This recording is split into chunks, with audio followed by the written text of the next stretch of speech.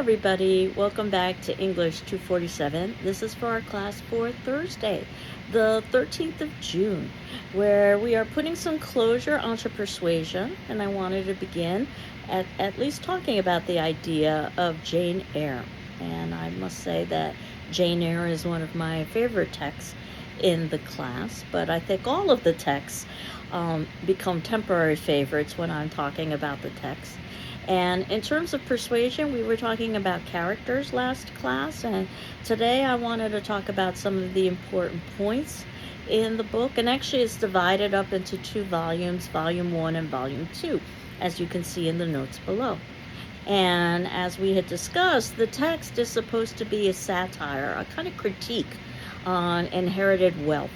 And again, it's not necessarily very overt, but I think it reinforces the idea of how the author is trying to persuade us, to gently influence us by showing, rather than telling, some of the follies of the privileged class.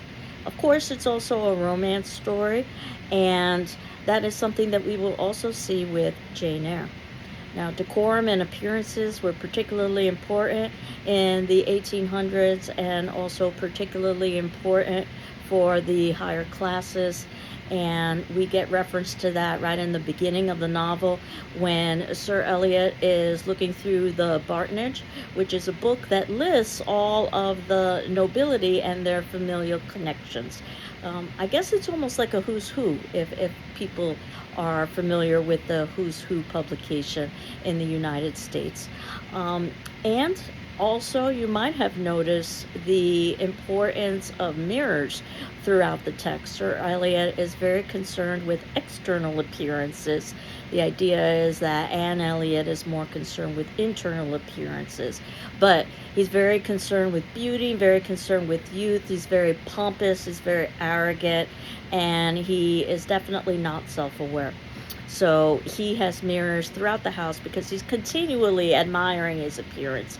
And of course, his oldest daughter, his oldest daughter, Elizabeth, takes after him in many respects. Now, the Baron, since I was mentioning the Bartonage, is the lowest order of British nobility.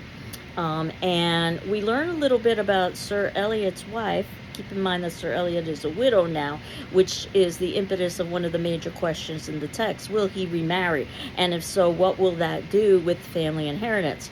What many don't know is that the family no longer has wealth. They do have, or I guess it's a matter of perspective. Certainly, they've got privilege and wealth, but not at the level that they used to have. So when they talk about things like needing to reduce the number of horses that they own, just the fact that they can own horses shows a certain level of wealth and status and privilege in this society. But nevertheless, the idea of Sir Walter marrying, and of course that would mean that the wealth would be redistributed, or whatever wealth exists would be redistributed differently, and especially if he were to have children. But what we learn a little bit about his wife, Lady Elliot, was, and this is a quote, she had humored or softened or concealed Sir Walter's failings.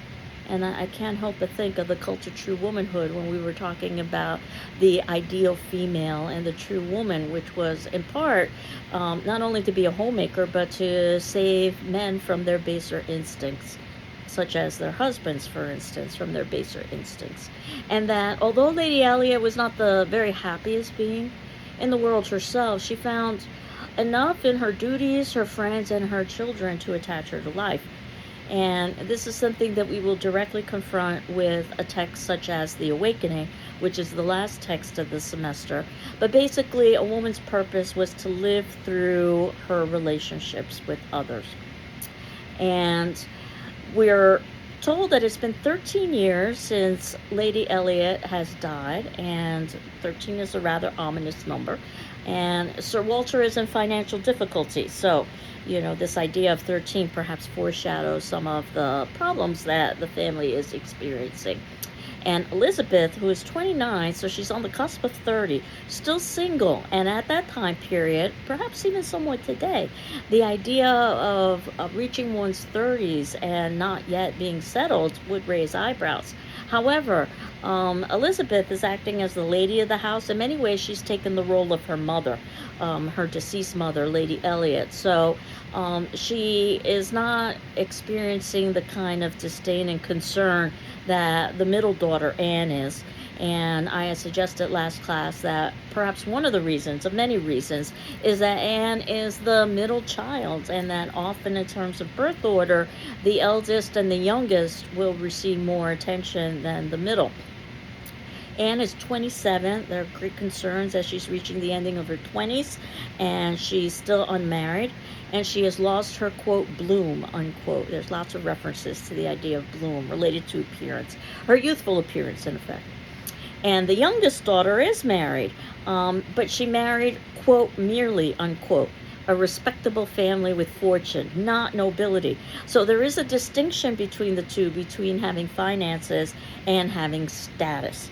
And of course, this is going to be the impetus for Mr. Elliot wanting to court Anne while he has finances. He doesn't necessarily have the familial status that he would if he were to marry within the family.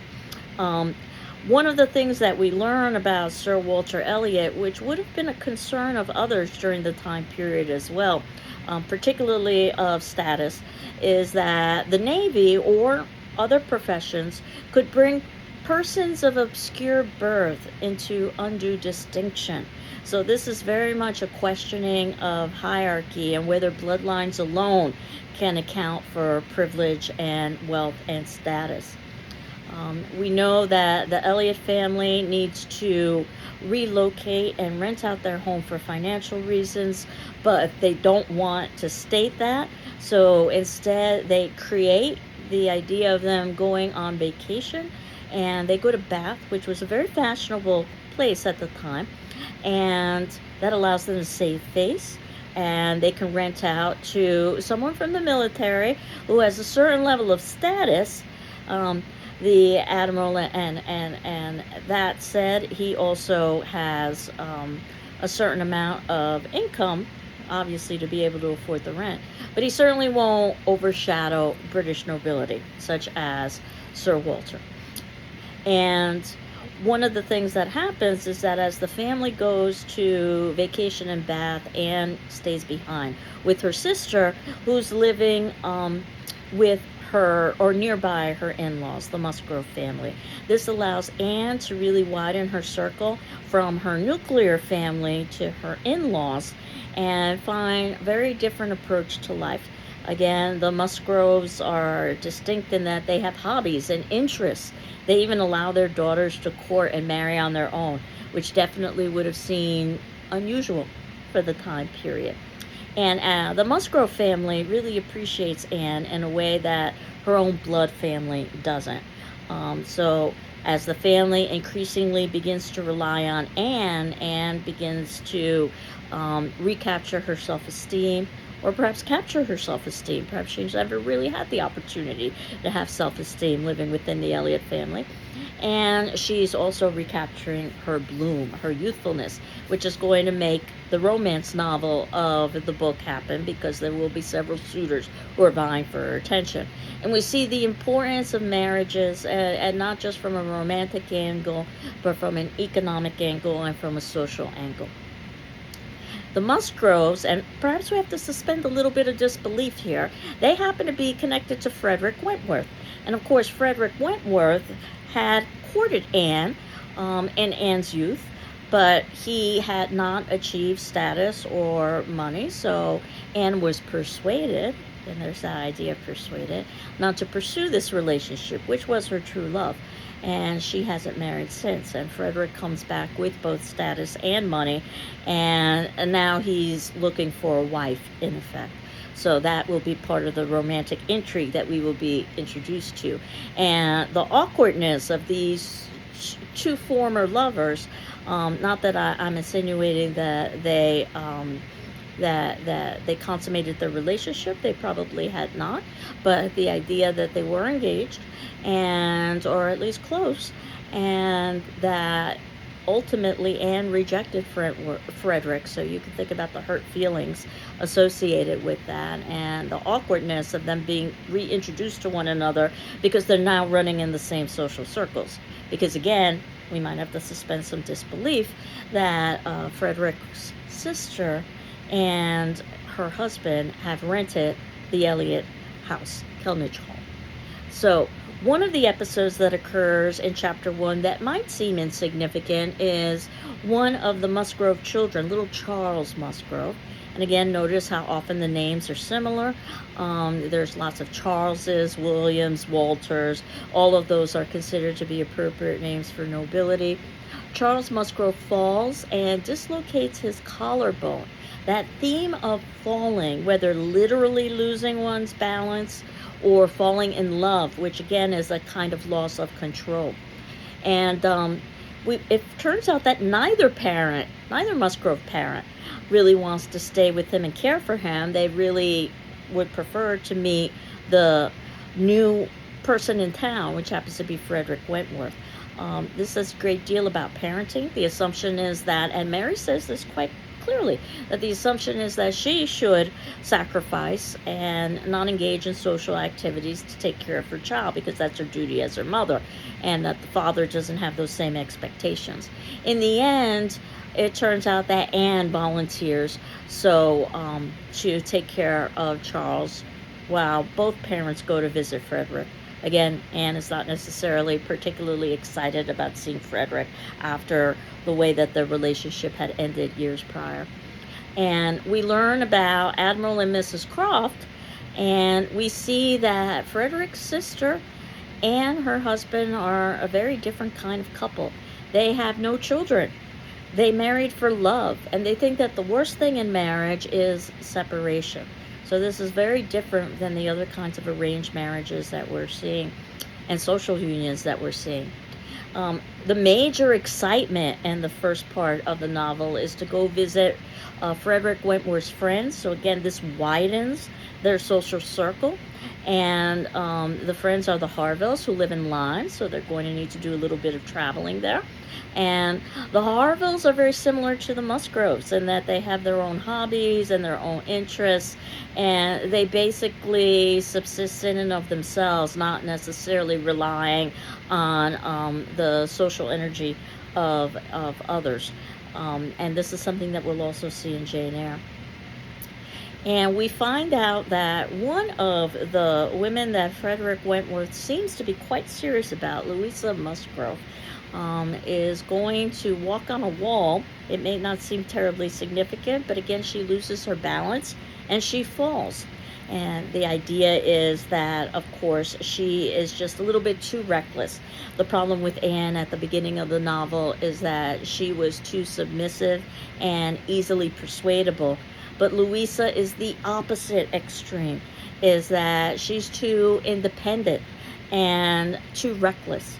And the idea, again, is to find balance between the two. Louisa ends up recuperating at the Harvilles, which allows her to expand her social circle. This is how ultimately she's going to find her mate. And then we move to the second volume of Persuasion, where we return back to Sir Walter and his experiences.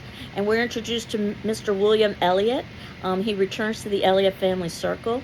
There were some misunderstandings with the family, so there were affronts on both ends, so that ultimately he is estranged from the family but wants to reformulate his connection.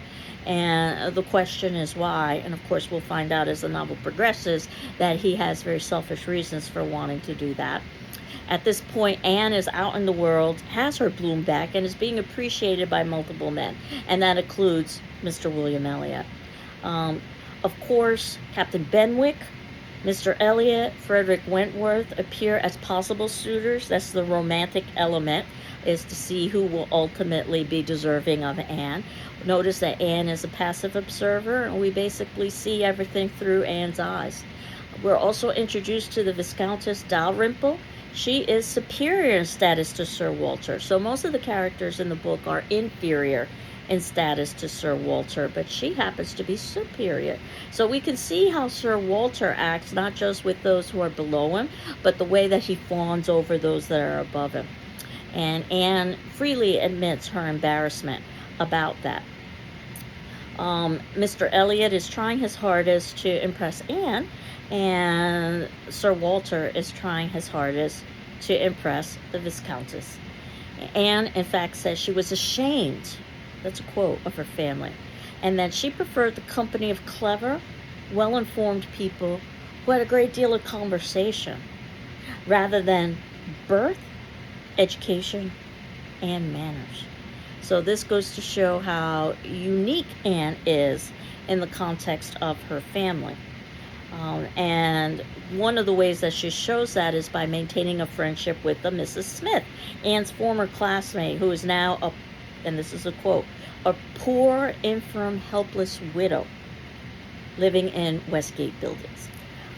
And of course, Smith being a very common surname, so the idea of Smith, basically that there isn't any kind of status here or any kind of wealth, because Mrs. Smith has died, or is now a destitute widow now that her husband has died, which goes to show that not everybody is in the place of, let's say, a Mrs. Mallard in the story of An Hour, where widowhood presents opportunity.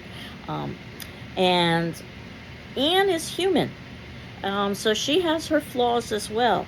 She is tempted to marry William Elliot, and that would allow her to become Lady Elliot of Kellynch Hall and basically replace her mother. And that status and privilege is attractive to her.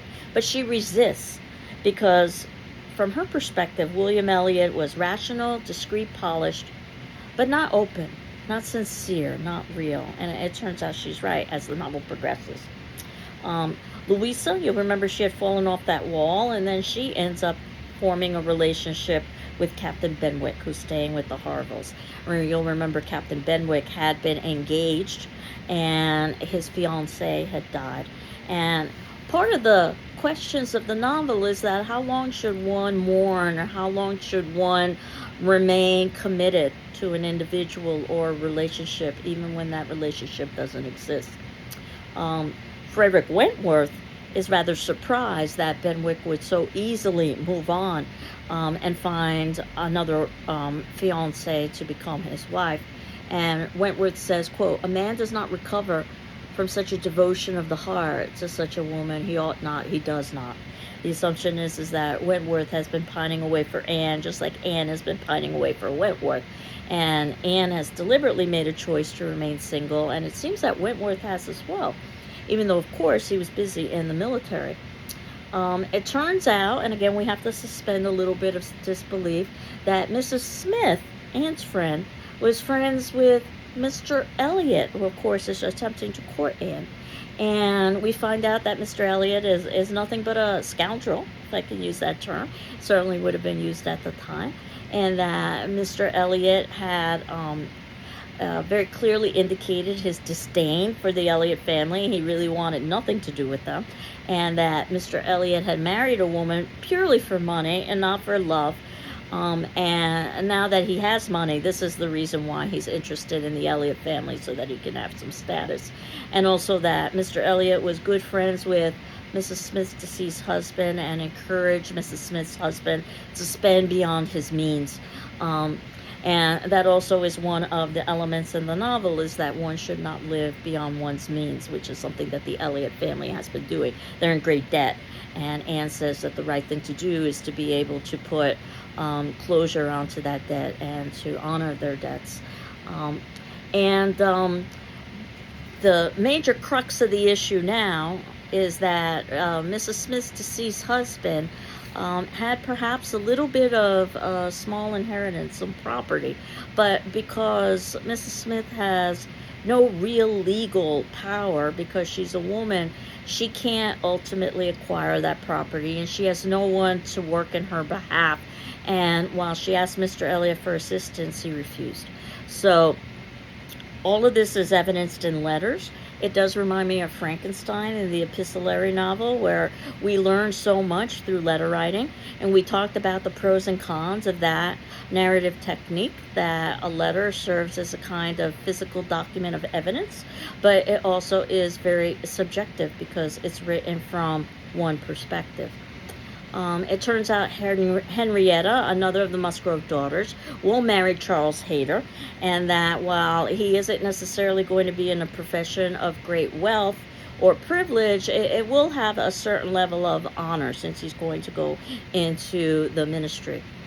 Mrs. Croft says tellingly, "I'd rather have young people settle on a small income at once and have to struggle with a few difficulties together rather than be involved in a long engagement," which was something that happened with Benwick, and is one of the reasons why he wasn't able to marry, because the engagement was so long that ultimately his fiancée perished. A couple of points that I always find fascinating in the context of the Cult of True Womanhood in terms of Anne's dialogue at the ending of the novel.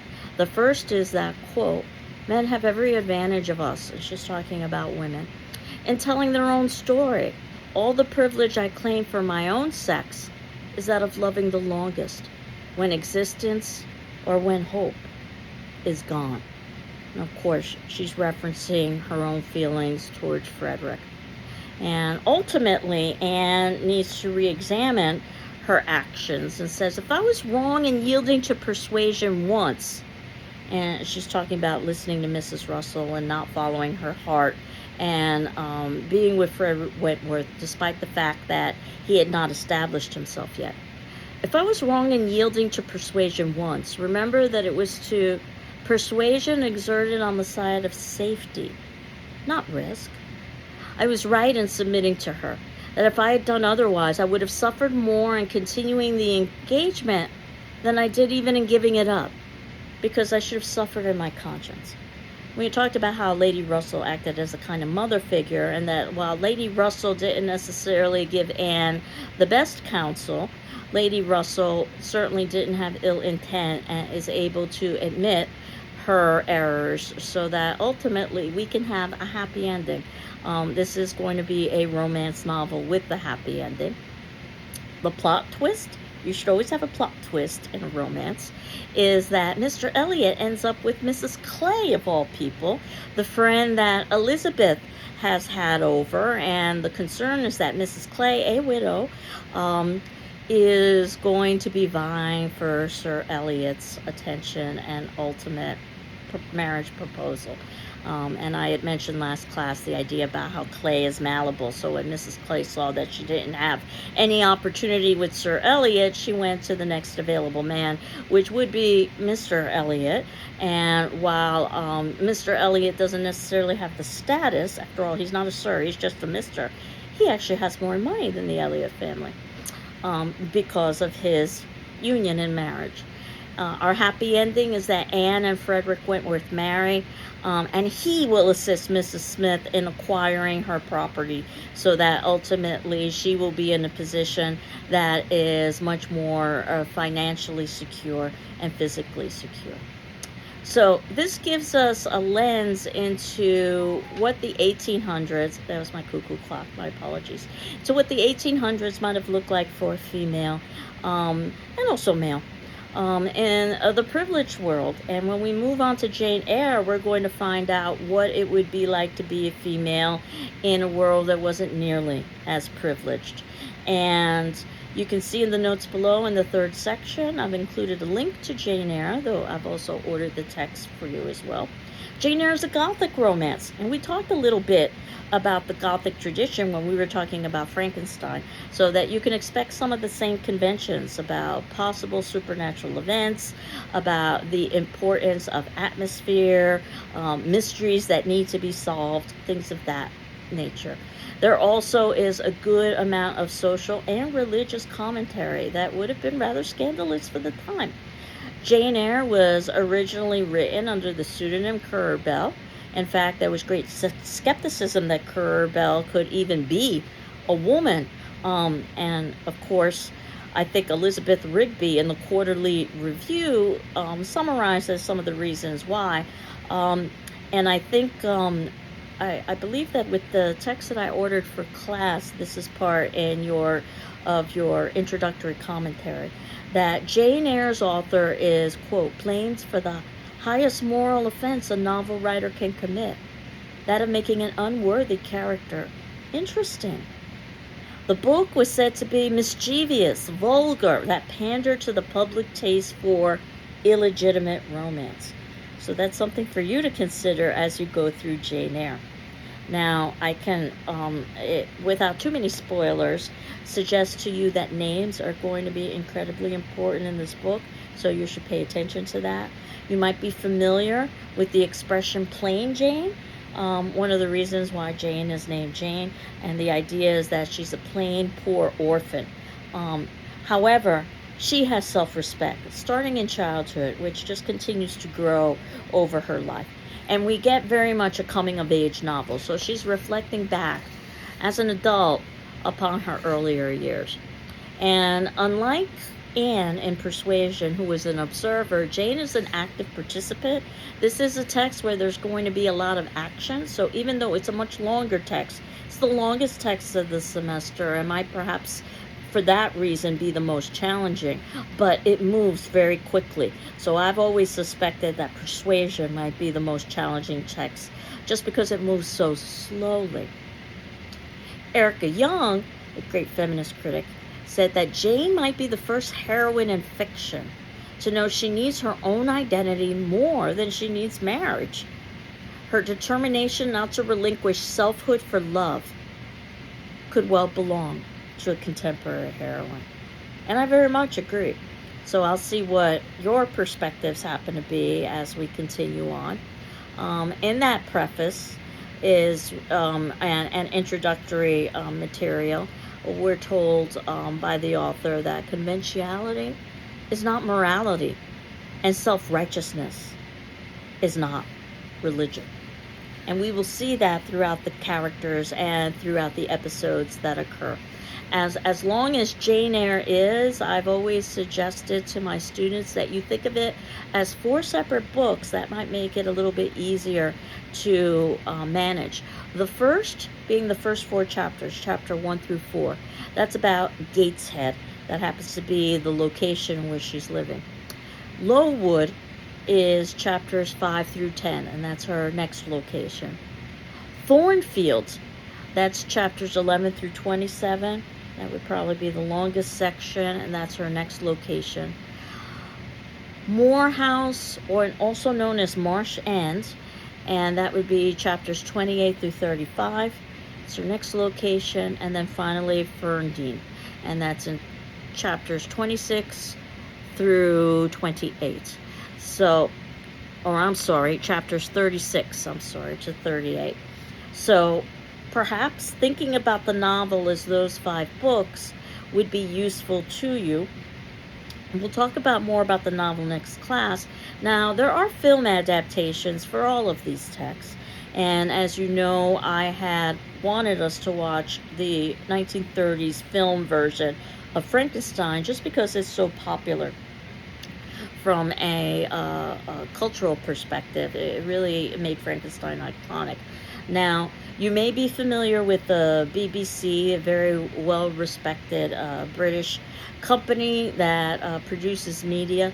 They came out with a version of Jane Eyre in 2006. Now, this is very long. Jane Eyre is a long novel, and there are many movies that have been made about Jane Eyre, and they oftentimes have to delete just because of the sheer length. And more often than not, in a very Hollywood-esque way, they focus on the romance element of the story rather than some of the other elements, such as the social commentary of the story. So I am going to offer you, in part just because it's available on YouTube for free, which is always nice. That BBC version, which you could watch, but understand that you are always watching an adaptation. So the text is different, but if this will assist you with our longest text in the semester, I certainly don't discourage it. And it does a fairly decent job of giving you a sense of the entire novel. Again, there are some places where there is some condensing, but on the whole, you'll get a sense of it. Keep in mind, this is not a substitute for reading the text. This is a supplement for reading the text, which we will talk about in much greater depth. But I'm well aware that a weekend is coming up, so if you did want to watch a bit of Jane Eyre, I've given you those links. And what's left is our attendance question in our class discussion forum. That will be due on Saturday, the 15th. And of course, you're not required to respond to your classmates, but you are required to read your classmates' responses and my responses in turn. Certainly, if you want to respond to your classmates, you can. Just think of it as basically class participation, as if you were to raise your hand within a class. And our discussion question today is about Persuasion, now that we're putting some closure onto that novel, to identify an interesting quote in Persuasion and indicate why you find it to be interesting. We'll also talk a little bit more about paper number one, as we're getting a bit closer to the due date, though we could certainly talk about paper number 2 as well. I suspect that most of you will write paper number 1 on either Frankenstein or Persuasion. Story of an hour is a possibility, but do note that writing about a short story is a bit of a different exercise than a novel. And while I'm not averse to you writing about Jane Eyre for your first paper, just because it's going to take a while for us to discuss Jane Eyre, I wouldn't be surprised if we fell a little bit behind. It might be a better choice for your second paper. The good news is that after we've read Jane Eyre and discussed it, we're really done with the bulk of the class. So I think you'll see that the reading load will lighten up considerably. So, again, please identify an interesting quote in Persuasion or why you find it to be interesting. I hope you are doing well. I'm doing well. And we will continue on next class. Take care. Bye-bye.